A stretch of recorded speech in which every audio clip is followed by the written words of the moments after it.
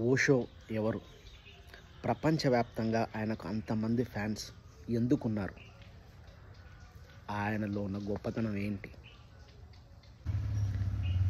ఒక్క మాటతో ప్రపంచాన్ని కదిలించిన వ్యక్తి ఓషో. ప్రేమ, ధైర్యం, స్వేచ్ఛ అంటే ఎవ్వరికైనా గుర్తొచ్చే పేరు ఓషో. ఓషో గురించి వేగంగా 3 నిమిషాల్లో తెలుసుకుందాం. 1931లో మధ్యప్రదేశ్లోని కుచ్వాడా అనే ఒక చిన్న గ్రామంలో జన్మించాడు. ఆయన పుట్టినప్పటి నుంచి ఏమిటి, ఎందుకు, ఎలా అని వాళ్ళ అమ్మమ్మని, తాతని, ఊర్లో వాళ్ళందరినీ అడుగుతూ ఉండేవాడు. అదే ఆయన నా స్థాయికి తీసుకొచ్చింది. మూఢనమ్మకాలను కడిగి పాడేసిన వ్యక్తి ఓషో రజనీష్. జబల్పూర్లో కాలేజీలో ఉద్యోగం చేస్తూనే దేశమంతా పాపులర్ అయ్యాడు. ఆయన లోతైన ఆలోచనలు, సూటి ప్రశ్నలు. 1970లో పూణేలో ఓషో ఆశ్రమాన్ని స్థాపించారు. దాంతో ప్రపంచమంతా ఫేమస్ అయిపోయారు. ఆ ఆశ్రమంలో హాయిగా ఇష్టం వచ్చినట్టు జీవించవచ్చు.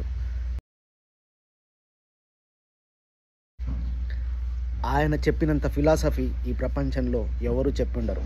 దాదాపు 600కు పైగా పుస్తకాలు ఓషోవి ప్రచురణలో ఉన్నాయి. ప్రపంచవ్యాప్తంగా కొన్ని వందల భాషల్లో ఓషో పుస్తకాలు ఉన్నాయి. ఆయన స్వేచ్ఛాయుత ప్రపంచాన్ని క్రియేట్ చేయాలనుకున్నారు. దానికోసం అమెరికా వెళ్ళి 60,000 ఎకరాలలో ఒక ఆశ్రమాన్ని స్థాపించారు. ఆ ఆశ్రమానికి స్పెషల్ ఫ్లైట్స్ ఉంటాయి, స్పెషల్ కరెన్సీ ఉంటుంది. సెల్ఫ్ సస్టైన్ ఆశ్రమం. ఒక కమ్యూనిటీ లివింగ్ కోసం ఓషో రజనీష్పురంని స్థాపించారు. ప్రపంచమంతా దాన్ని చూసి ఆశ్చర్యపోయింది. ఒక మనిషి ఒక ప్రత్యేకమైన ప్రపంచాన్ని సృష్టించాడు అని.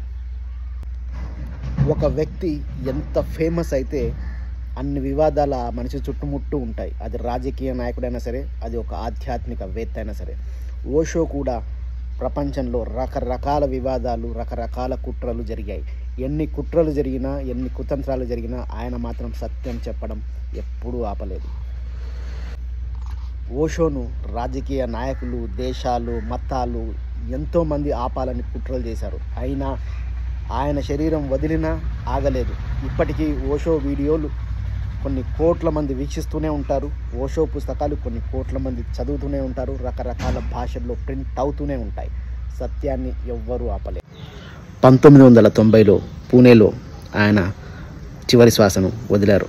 కానీ ఆయన శరీరాన్ని అయితే వదిలారు. కానీ ఆయన భావాలు వెళ్తూనే ఉన్నాయి, వెళ్తూనే ఉంటాయి.